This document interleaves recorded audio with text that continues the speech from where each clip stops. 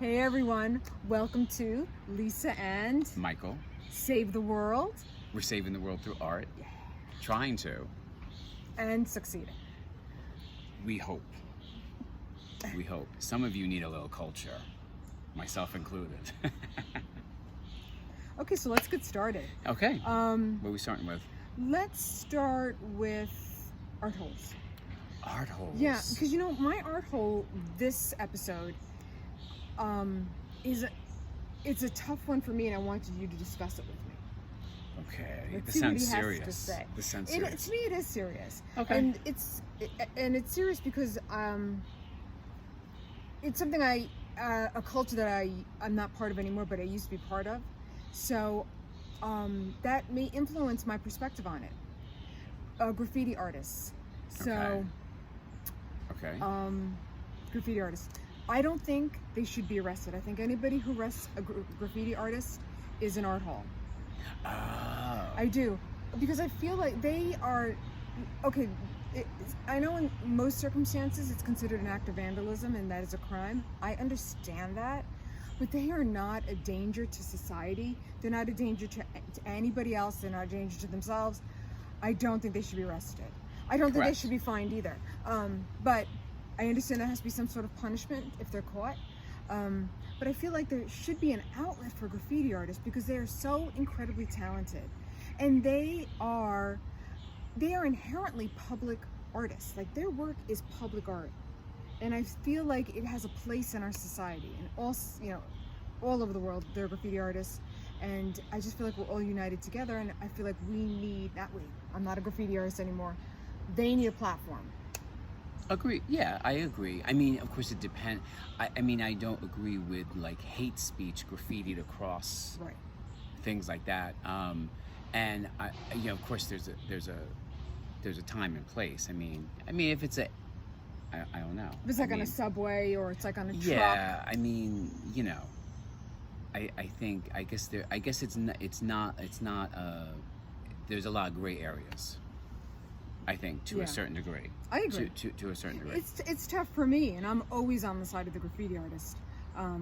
Unless, of course, it's something that's based in hate. It's anything that would be hurtful to another person, organization, group, whatever. There's no place for that at all.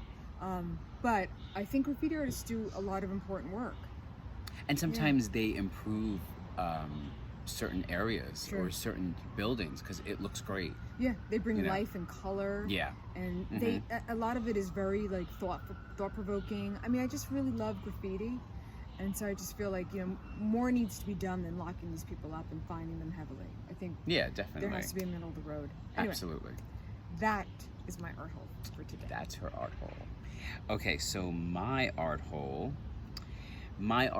is another selfie taker.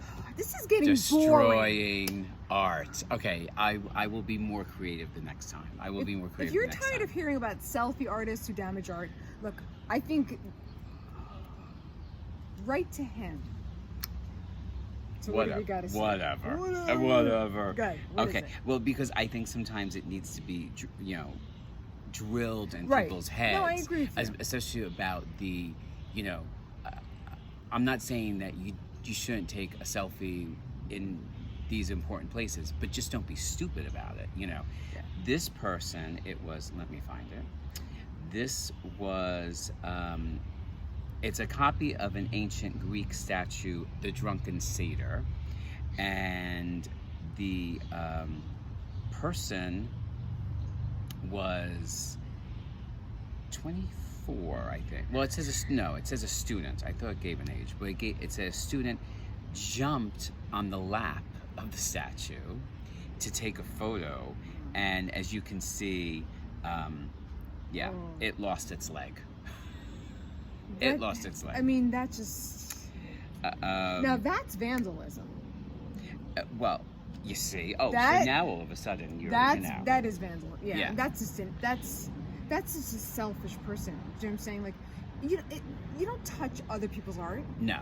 That's an extension of who they are.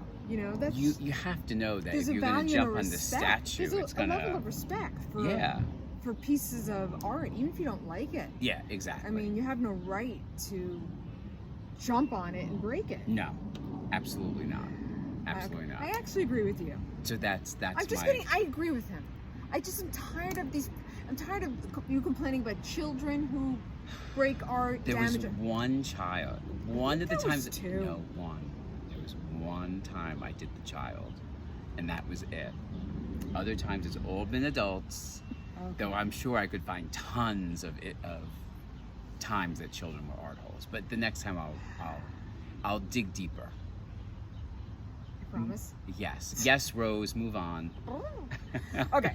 Next, let's do influences. Okay. Okay. I'm fine with that. Like for anybody who follows me on social media, you know that I am a huge Vincent van Gogh fan. He definitely is one of my influences. Even if you Who?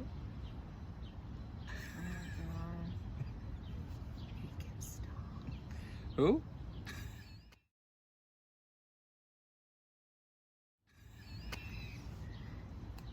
I want to tell you, about 2 weeks ago, I posted a joke. It's not my joke. Somebody else's joke about Vincent van Gogh, and somebody complained to me that I was making fun of mental illness. And honestly, if you follow me, I share a lot of art jokes. Who are we gonna offend now? I don't know. Give me a break. But it wasn't nothing I ever post is meant to offend anyone. But I do. I love Vincent van Gogh's work. I also admire his life. He lived such a difficult life, yet he was so laser focused on his work. He created hundreds and hundreds of pieces. I think he only sold one during his lifetime, but that didn't stop him. And his work is beautiful, and it tells incredible stories of his life, and I just am moved by him. I really am. So he influences my work. I love texture in my paintings. I love bright colors.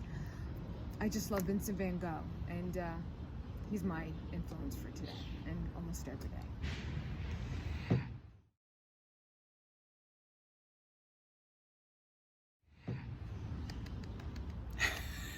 Okay, and my influence for today is a female photographer, because there's not too many. Well, at least I'm sure there's tons, but I mean, as far as on the same level as Annie Leibovitz, she's done She's some a goddess. great. Yeah, I mean, she's really great. She's a queen. Yeah, and little bit. I feel like there's a little bit of old Hollywood glamour in her. Yeah. In her portraits. So one of my favorites is for everyone that can see, Bette Midler. Anyone that can see, of course you can see because it's on the screen.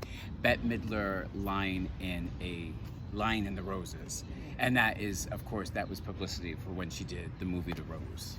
I've never seen it. What? Yeah, I've never seen The Rose. I've never seen it. No, I've never seen the movie. I've seen Bette Midler, but I've never seen The Rose. Oh my God, I can't believe it. Yeah. But anyway, it's on a my great list. movie. Yeah, it's a great movie. And I know the photo, and it's beautiful. Yeah. It's really like poetry. It's visual poetry. It's gorgeous. Yeah, it is. It's a great photo, Yeah. and she's got tons of others that Adele and Dolly And Whoopi.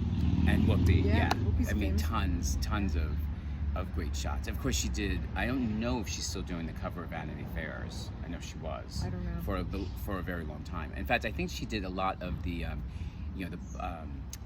Hollywood issue with with sure. all the actors. Yeah.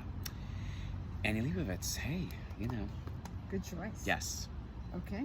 Now for our last segment, and if for anybody who noticed, yes, we're still on location. We're still on location. This what was I gonna say? A secret location. Secret location. I don't even Secret know where we location. I blindfolded her and took her here. But it's beautiful, and you can hear the birds and the crickets And the motorcycles. and the motorcycles, and occasionally a train go by. But it's very nice to be outside. Yes. And so let's get to art history. Okay. I'm going to show I'm you ready. an incredibly famous piece of art.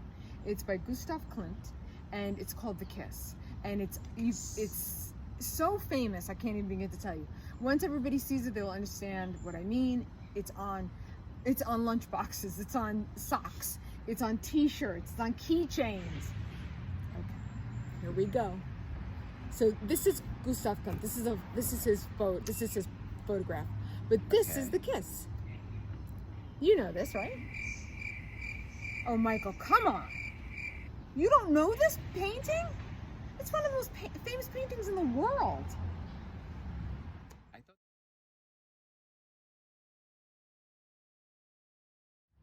I thought the Mona Lisa was like the most famous painting. I'm not saying it's the most. I don't think. Okay. Oh my God. So you don't know this painting? How could you avoid it? I don't know. I'm not sure. Though the style looks familiar. Maybe I've seen other things of his. I'm just wondering. Maybe you've seen other things, but like this is his like. Maybe I happened to stumble across something else that he painted up. Just thinking. Okay. Anyway, let's carry on with Klimt. Yes. So this is the kiss. But what I want to tell you about Klimt, because he reminds me a little bit of you, and I'll tell you why. He was a crazy cat lady. And Michael has always had multiple cats since I've known you. I think since you moved out of your house. Yeah. As a kid, I've known him that long. Yeah, I only have 2 right now, but if I had any more, What's the most you've had at one time?